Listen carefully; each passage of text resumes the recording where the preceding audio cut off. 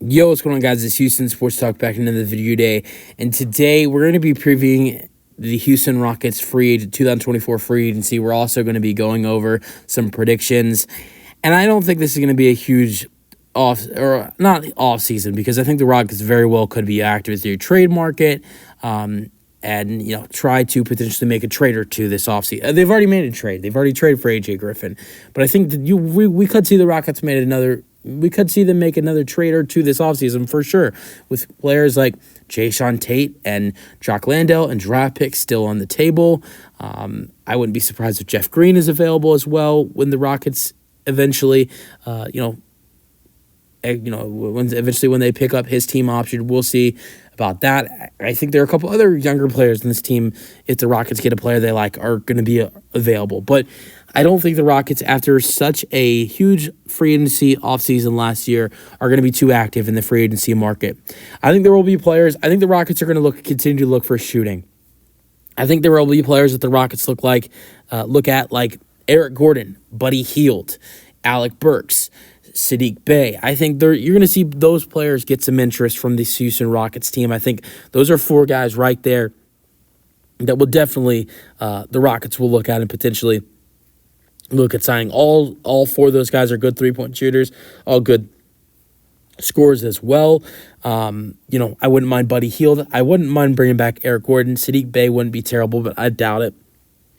And Alec Burks would be a cheap option, good scorer, good shooter. So those are four guys I think the Rockets are going to be interested in. And I don't see the Rockets being huge this offseason, like I've said, because they already have a deep roster. And I think this offseason, even though last offseason, the way they did their spending, the way they made their roster was through free agency, signing Fred VanVleet, signing Dillon Brooks, signing Jock Landale, Aaron Holiday, Jeff Green.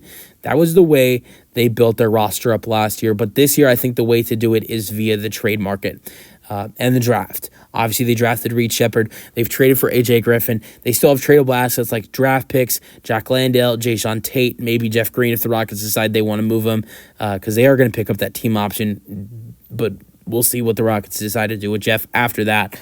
And look, I know Rockets fans don't want to, they don't want to hear this, but I think a guy like Tari Eason and a guy like Jabari Smith Jr., even though the Rockets don't want to give them up, are available in a trade when it comes to potentially for a all-star or a superstar.